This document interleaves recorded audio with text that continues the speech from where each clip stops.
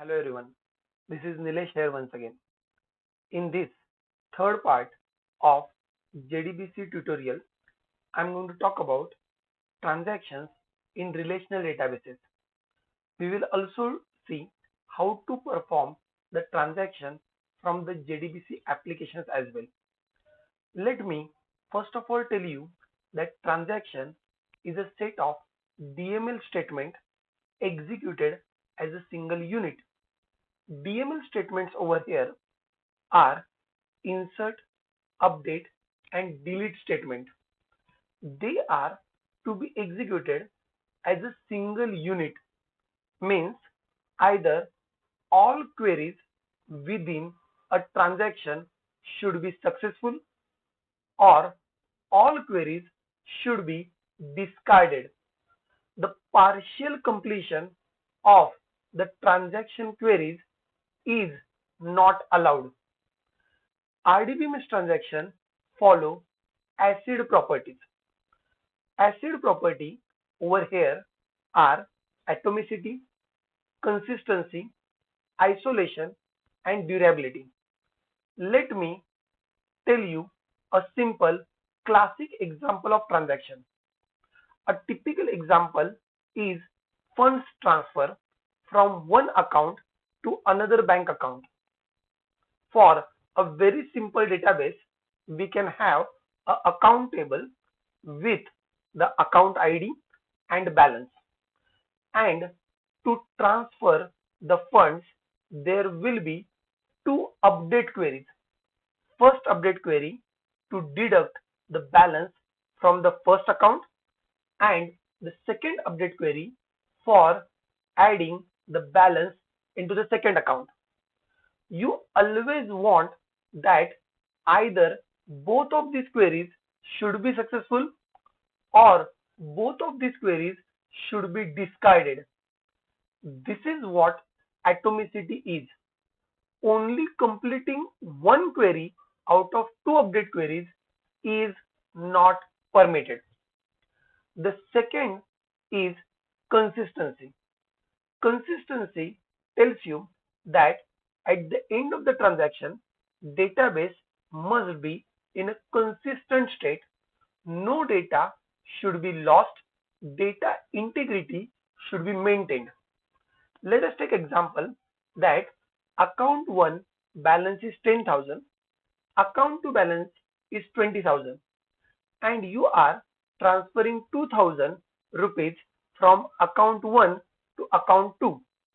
So first update query will change account 1 balance as 10,000 minus 2,000, that is 8,000, and second update query will change account 2 balance as 20,000 plus 2,000, that is 22,000. Before the transaction, the total amount was 10,000 plus 20,000, that is 30,000, and after the transaction, again the amount is 8,000 plus 22,000, still 30,000. So I can say that my database data is in a consistent state. No data is lost or no data is corrupted. The third property is isolation, where the multiple transactions should go parallelly without affecting each other. So there can be fund transfer from account 1 to account 2, account 3 to account 4, and so on and so forth. Multiple transactions can happen parallelly. Multiple fund transfers can happen parallelly without impacting each other. This is called as isolation. Of course, if multiple transactions are happening on the same account concurrently, then database may use a locking mechanism in order to avoid data corruption. The fourth property over here is durability, means at the end of the transaction, all data must be saved in the database on the disk. If at all database fails, crash after the transaction, then the database recovery manager should be able to get the last committed state from the database. Now you understood the basic properties of any transaction. It's time to go into the MySQL and see the transactions practically. In MySQL RDBMS, the transaction is started by using start transaction statement. After that, you can execute one or more DML queries. If you want these queries to be made permanent in the database, you can say commit so that all above changes will be saved. If you want these all changes to be discarded, you can say rollback. Rollbacking is discarding all the changes.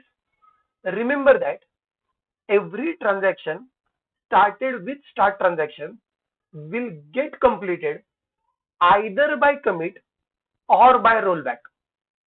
Unless and until commit or rollback is done, the transaction remains in progress.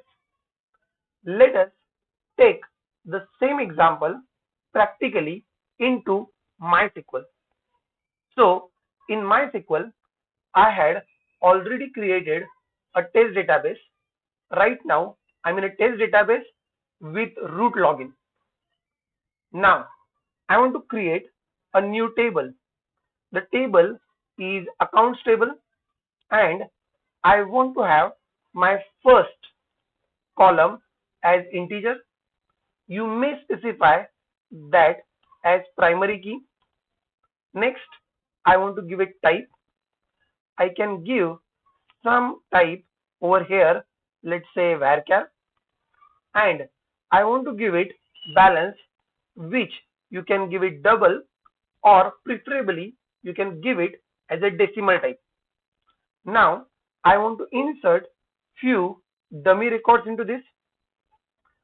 Accounts, values, first account, saving account, and with the value 10,000.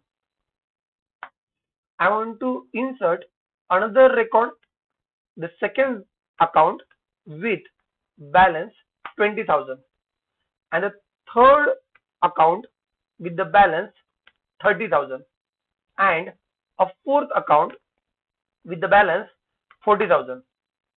As I said earlier, I want to show you a transaction where 2,000 rupees are transferred from account 1 to account 2. To start the transaction, I can use start transaction. Now, let me first execute the update query on account 1 to deduct the balance 2,000. So it is update accounts set balance is equal to balance minus 2,000 where ID is equal to 1. But at the same time, I want to increase the balance of the second account. You want to confirm whether these changes are done as expected. Right now 10,000 to 8,000 and 20,000 to 22,000, the changes are done correctly.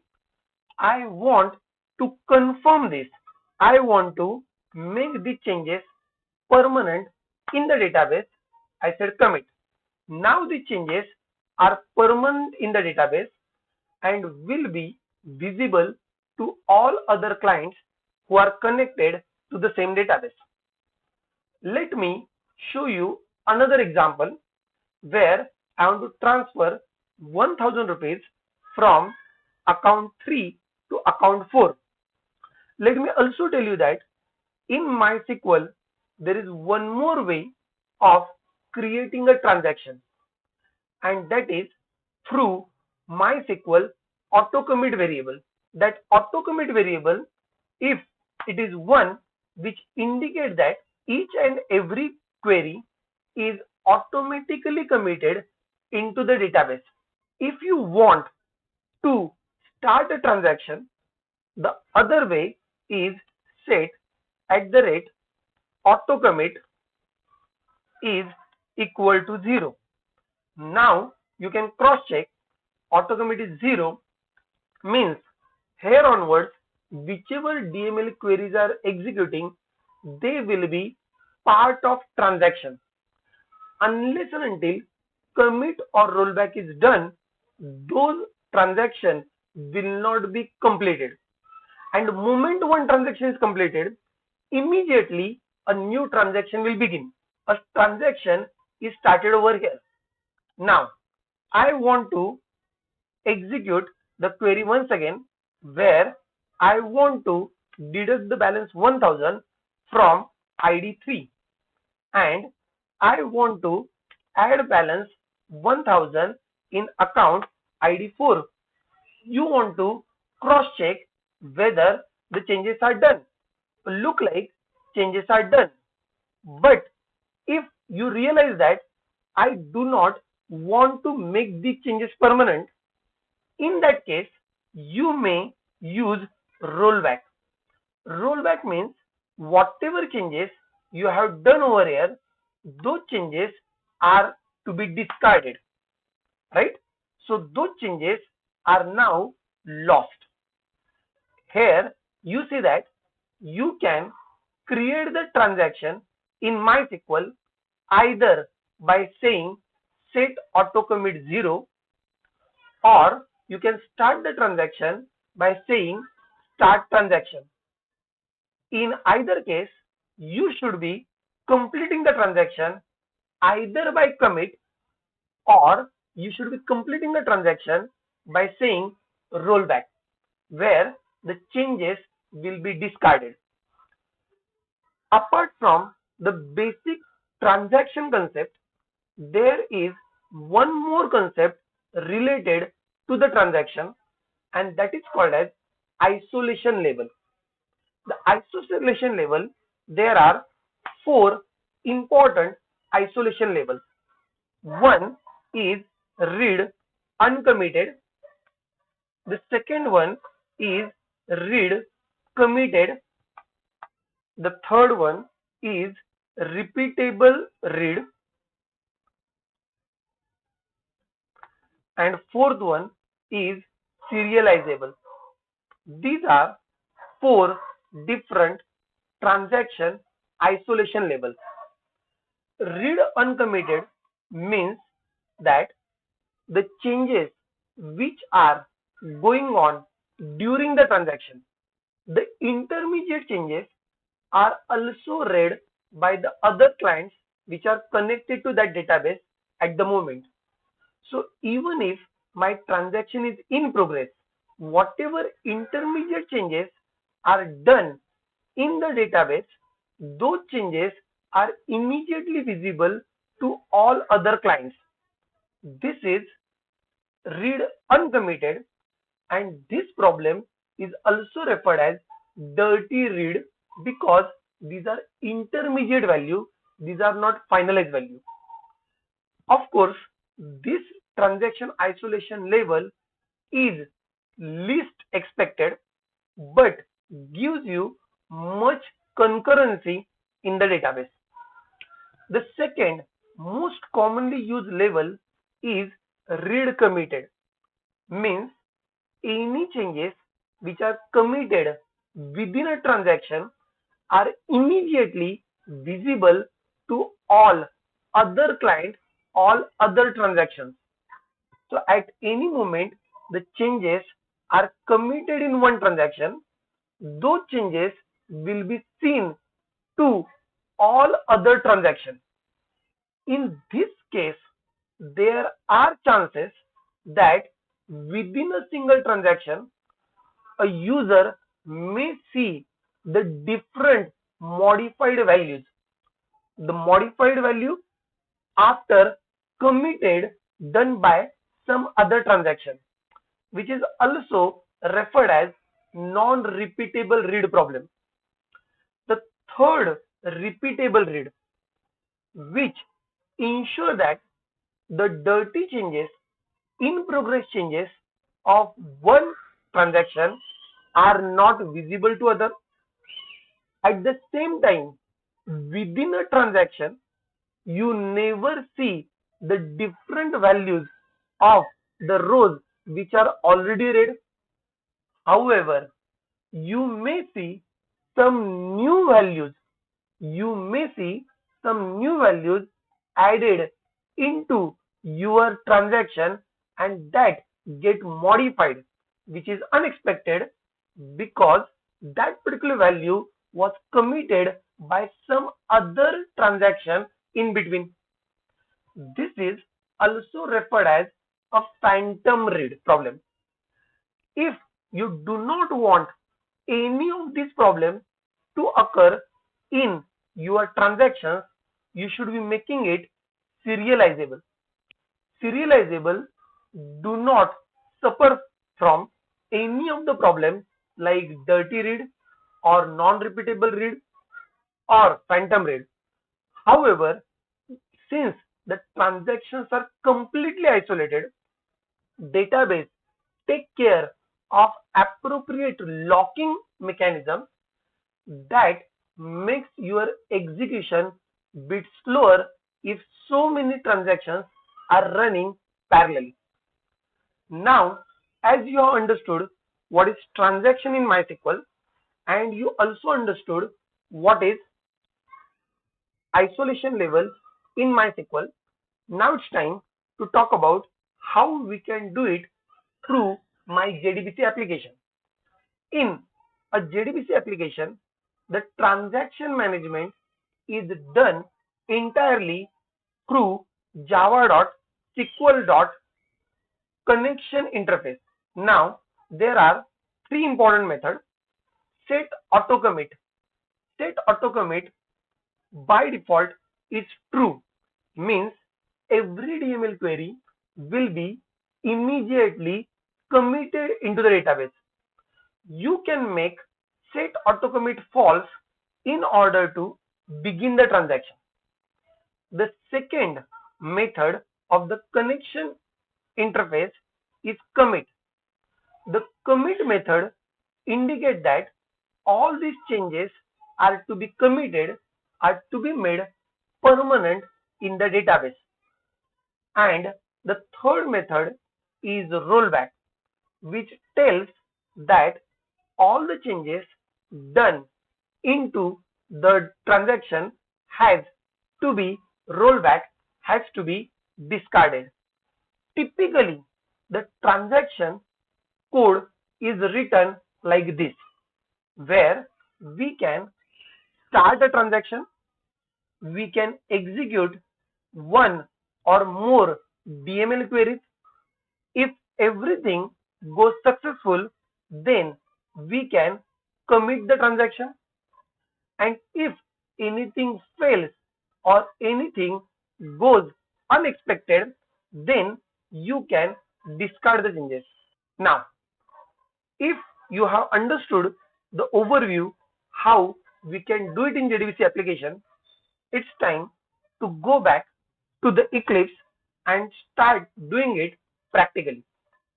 So I want to create a new JDBC project once again with same MySQL dependencies. So let me create a new project, Maven project over here. Again, I will create a simple project with com.example group, name as demo05 JDBC. I want to give the same as the name of my application and I can click on finish. Now, in this application, I want to again add the same dependencies, and since I'm modifying Java compiler level, I should be updating my Maven project. Done. Now we can write the main class, and in main class we can start implementing the actual code. So demo05 main in com dot example package I'm creating, and I want main method in it. This code will be quite similar to the codes we have done earlier. So let me quickly do it in a similar way. I have copied the code from the previous one, and I have taken care of also loading and registering driver class. Now it's time. I want to create a new connection. So new connection, I can create it, and here I will use try catch and even finally block. I can create a connection, driver manager dot get connection. I can pass the database URL. I need to pass the database username, and I need to also pass database password. Not only I want to create the connection, at the end I want to close the connection. So where I can check if connection is not equal to null, I want to close the connection. However, close method itself can throw the exception, so I want to put that one in a try catch block. So that we have taken care so far. But what about transaction management?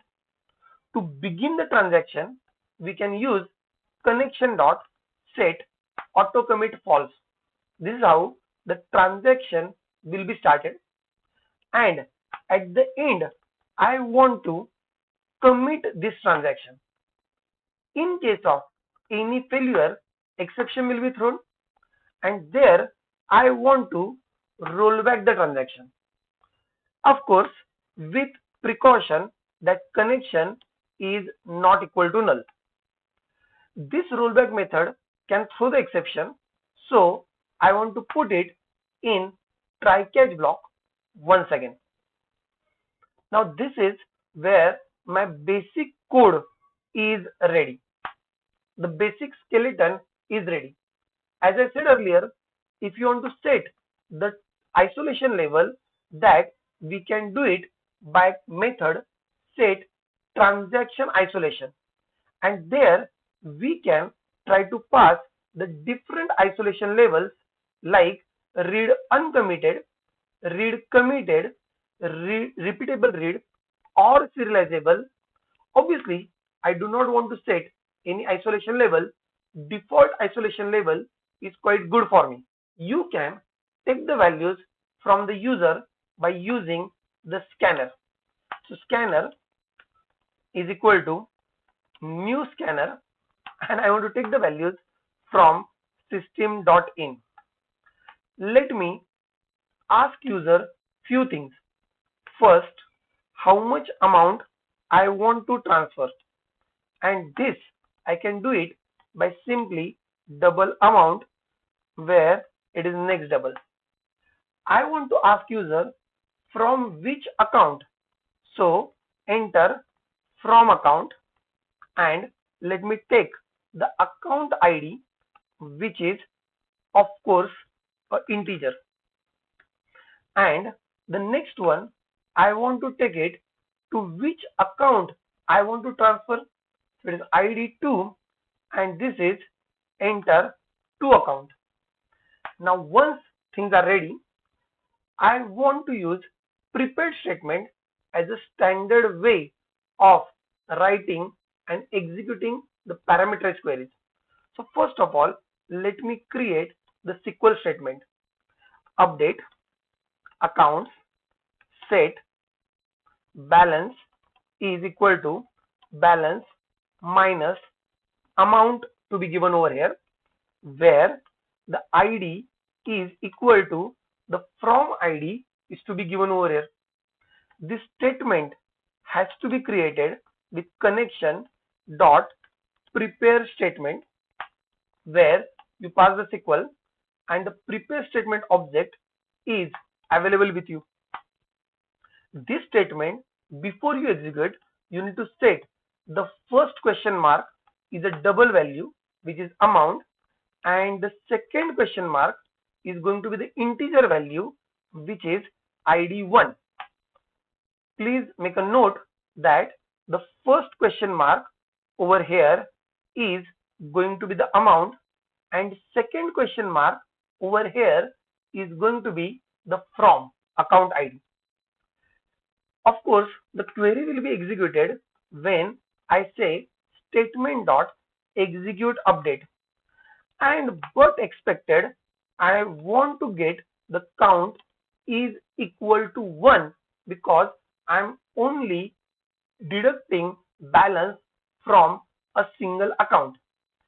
Exactly same to be written for account 2 update, where I just say that the balance is equal to balance plus amount. I want to create statement 2 from SQL 2.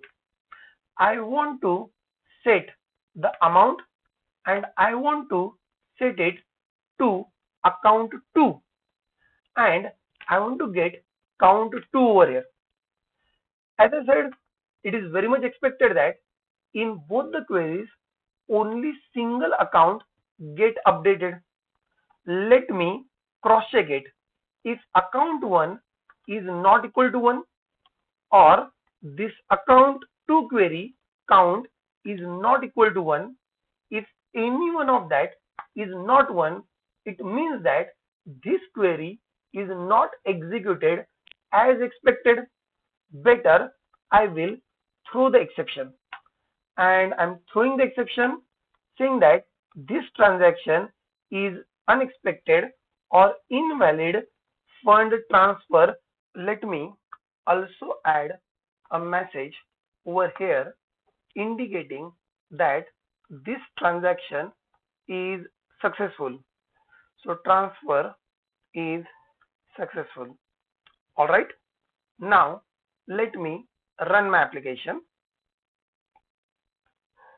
where I want to transfer 4,000 rupees from account 3 to account 4. It is saying that it is successful. Let me go back to MySQL prompt. Earlier it was 30,000 and 40,000. Let me log in once again and let me cross check.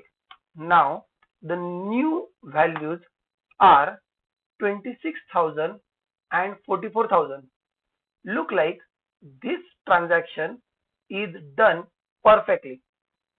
Now what if I have given some wrong values?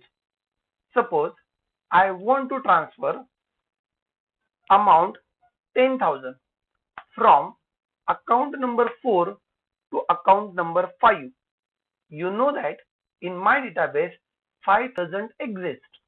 So definitely this particular query is going to return 0, and of course it will be throwing the invalid transfer exception, which will cause my transaction to be rollback.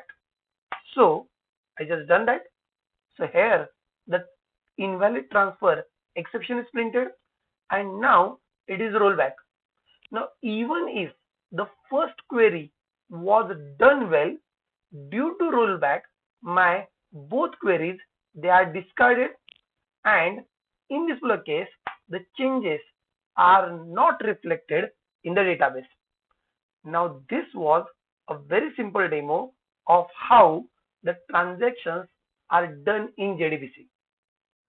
There is one more thing that I would like to tell you as far as RDBMS transactions are concerned. RDBMS transaction has got a concept called as Savepoint. Savepoint is state of the database within a transaction. The advantage of creating a state in between the transaction can help you to discard only few queries inside transaction instead of discarding all the queries. A typical way the save points are used in MySQL are as follows. We need to first create a transaction, then we can execute one or more DML statement. After these changes are done, I want to save a state by the name as save1. Over here, this save point is created. After this, let's say I might execute again 2-3 next queries. But if I realize that the recent changes that I have done, they are wrong. However, the changes which are done earlier, they are correct. If I just say rollback, it will roll back these all 5 queries. Thanks to save point concept over here. Using save point, we can roll back to a save point. Roll back to a save point only means that this save point which was saved earlier, you can go back to the previous state. So changes done over here, only those changes will be discarded, and changes which are done over here, these changes are still retained. You can continue the transaction further because transaction is not yet completed.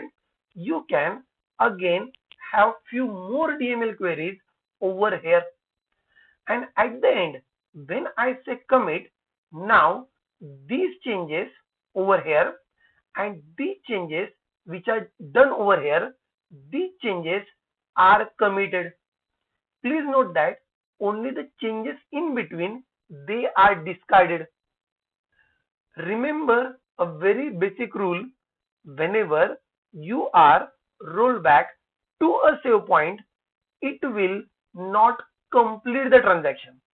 You have to complete the transaction explicitly by commit or rollback. Another thing, you need to understand that there is only feature of rollback to a save point. You cannot commit to a save point. There is no such feature permitted. Finally, within a single transaction, you may create multiple save points, which will give you fine-grained access of how many queries you want to discard, right? Now the question is how these save points can be created in the JDBC application. In JDBC application, we can create a save point by using connection.setSavePoint method. If you want, you can also mention some alias or some name for that, and it will return me a save point object. Now, if you wish to roll back to that save point, you can say rollback. At this moment, you have to pass the save point over here. Please note, this is not end of transaction. It has just discarded up to the save point that you have passed. You need to complete the transaction explicitly by calling connection.commit or connection.rollback without any arguments. Now these are fundamentals of RDBMS transactions and how transactions can be done in JDBC code. I hope you found this video useful. Thank you for watching this.